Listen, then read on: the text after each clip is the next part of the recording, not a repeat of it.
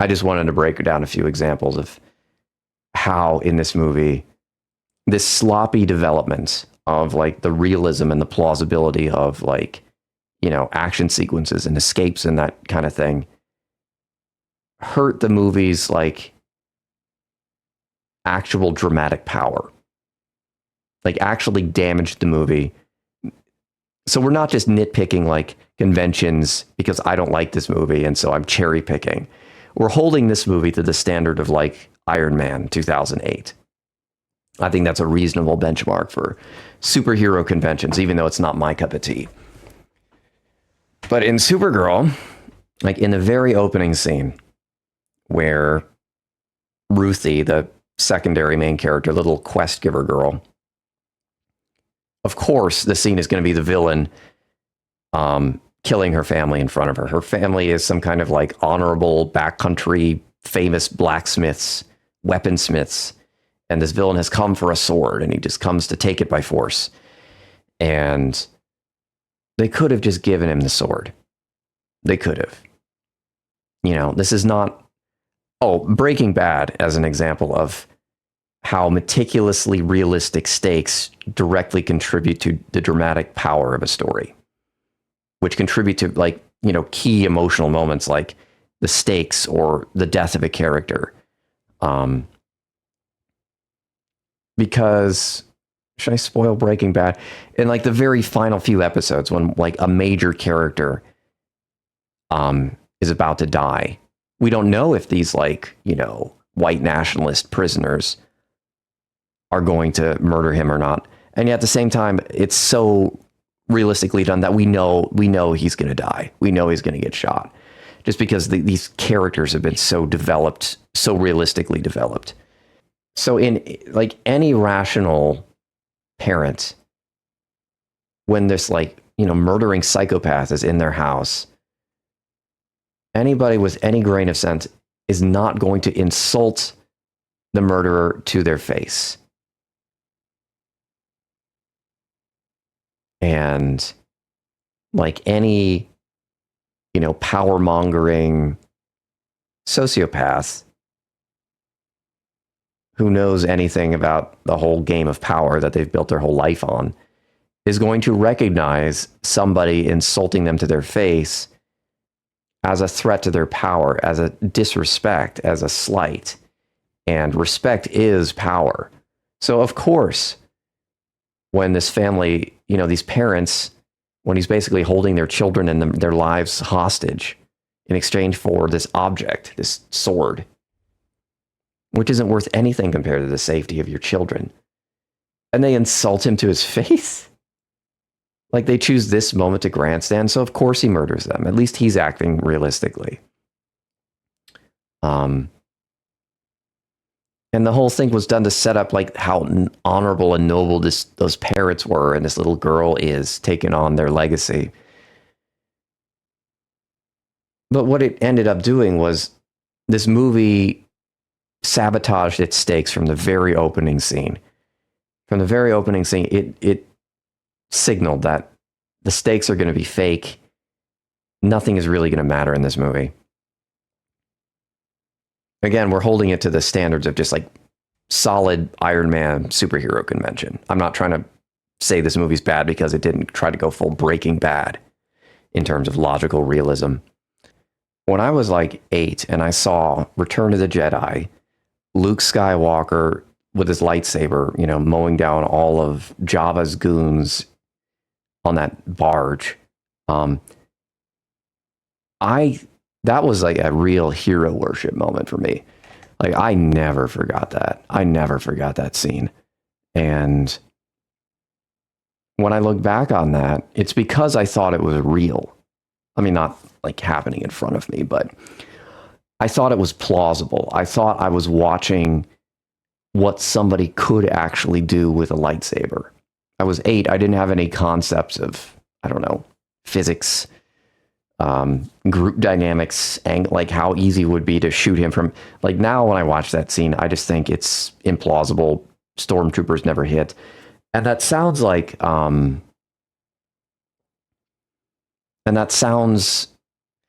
this kind of realism focus can easily degenerate into like bad faith, cinema sins, nitpicking. So it's like a genuinely open story theory question of how realistic of stakes is necessary. Because especially with stuff like Star Wars and superheroes, it's generally accepted convention that there's a lot of rule of cool. And it's easier to recognize, but harder to specifically imagine trying to write out what works and what doesn't and why. Something like Iron Man, like the original movie, I thought struck a good balance, and clearly having like cohesive, consistent rules is important.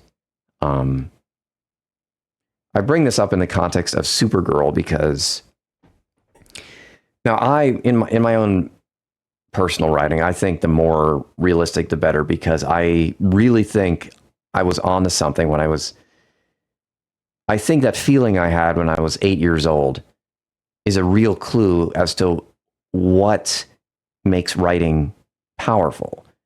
And I think a lot of it has to do with things that feel real. And so I think the more accurate detail, the more plausible the fight scenes, the more that a fight scene actually starts to approach watching like a live sports match, where you're seeing like real courage, real bravery, real ingenuity, real adrenaline, that type of thing. Because when we talk about whether or not an actor's performance was good, dramatically, we're basically talking about how real their emotions seemed to us as the audience. Whether they disappear into the role, we feel like they're really grieving, their lost child or whatever. They disappear into the role. It feels like you're watching a real person. And I'm still testing this theory, but my hypothesis is that the same is true of fight scenes. Now, obviously, there's tons of superhero movies that work for a lot of people. So we're still in this gray area of, so I don't want to nitpick convention. But Supergirl, I think, really destroys it. I think Supergirl takes it way too far. There's no stakes. It's all rule of cool. Things just happen. There's a second example where now Ruthie, the little girl, is in prison. And for whatever reason, instead of normal prison bars, the walls of the cell have like every other bar is this like poison barb. So, if you poke yourself on it, you'll die, which makes absolutely no sense for a prison, if you want to hold people for a reason. But furthermore, it's obviously a much bigger danger to the guards than to the prisoner. Like, again, like you could just do a quick Google search, a quick AI prompt, what can't prison cells have? And like, even I haven't researched prisons or prisoners. I don't know anything about it. Even I know that like avoiding giving prisoners anything that can be used as like a weapon, anything that can be turned into a shiv, like a toothbrush whose like plastic can be sharpened into like a sharp point. So you've got this prison cell scene, and Jason Momoa as like this Rob Zombie knockoff is already in the cell, and he makes this big point of like this big obvious Chekhov's gun of like the camera, centers on these poison barbs, and he's telling Ruthie, and by extension us, the audience, oh, those barbs are poison. So now we know something's going to happen with these poison barbs. And sure enough, later on, some swaggering, arrogant ogre of a prison guard, lumbers into Ruthie's prison cell, and she out martial arts him and like impales him on one of these poison barbs, and then I think she's able to escape. I forget, something like that. It matters because if you want us to care about this, like, it seems pretty clear that the writers want us to think that Ruthie is honorable and brave. Like, what a, remarkable little girl.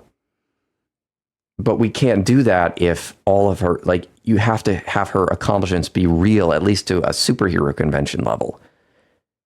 Because with a scene like that prison, it was so obvious that they just wrote those prison barbs in They just tacked him on, literally, for the sake of giving Ruthie this weak excuse to be smart. It's transparently fraudulent. You can't get an Ellen Ripley without really dialing into like the logical realism. If the audience actually thinks, wow, that's really brave what that character did, or that's really smart what that character did, that's how you get like a hero that audiences never forget. You know, that kids watch and they want to grow up and be like that hero. That's how you do it. Not by basically, like, what's the word? They're gimmies. You're setting up this prison, and basically you, the right hand of God, is just like tacking on this gimme. It's Deus Ex Machina, like baked into the set design. It's not going to inspire an audience. I may have belabored that last example. There's more in this movie of like that. There's one where Supergirl, who's superpowered, threatens this alien's life to tell her where the villain is. For some reason, she agrees to put a bag over her head, so she doesn't know where the planet is. There's no reason she would do that because she had all the leverage. Why would she agree to that? And we've established Supergirl as this like street smart pub crawler. She wouldn't do that.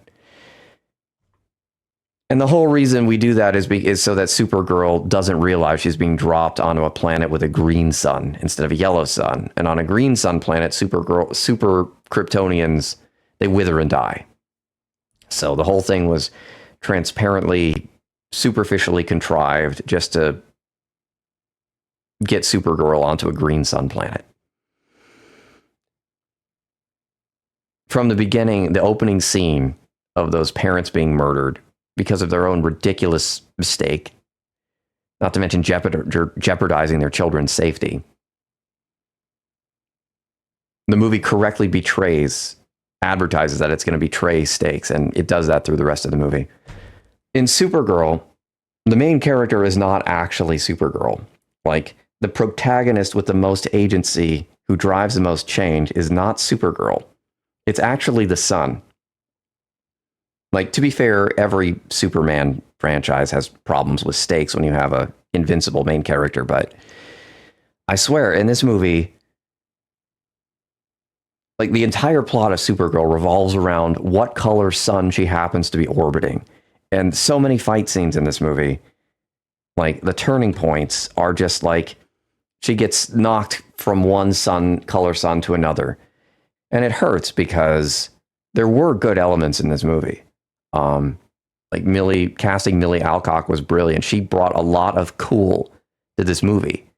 And it hurts and confuses me to see that they invested $100 million and they didn't think to, I don't know how a risk-averse, major studio doesn't also invest in a better script or better stakes. We don't have to go a full Breaking Bad, but just to the level of like basic Iron Man superhero convention. I would have really liked to see all of the other elements raised up to the bar that Millie Alcock's acting set for it. It wouldn't have been like that difficult. Like, you could have kept the same basic plot. You could have even like retained her flashback, her character arc being told through just random flashback inserts. It can work. But if they had just put more creative energy into the realism behind these scenes, like, you could have had all three of these scenes, right? You could have had the villain murdering Ruthie's family and Ruthie's family behaving honorably, and it's just this cruel tragedy. You could have just written it better. You could have written it smarter. And the same with that prison break sequence, and the same with like, you just trying harder to find a reason for Supergirl to get thrown onto this planet with a green sun where she's going to wither and die.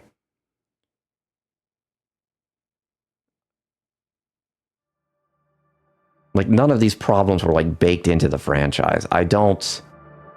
And it's not like this movie didn't have enough money.